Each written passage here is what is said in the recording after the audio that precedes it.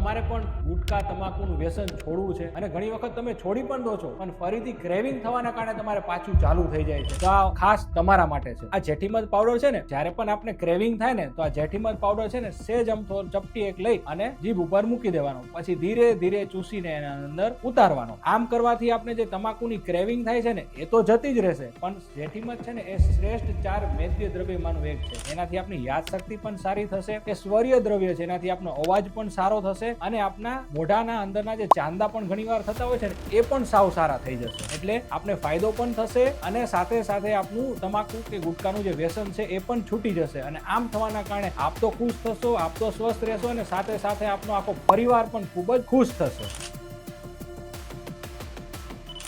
उत्तम लोगों की उत्तम पसंद એટલે કે જેઠીમધ પાવડર સર્વદા મંગલમ ભવે.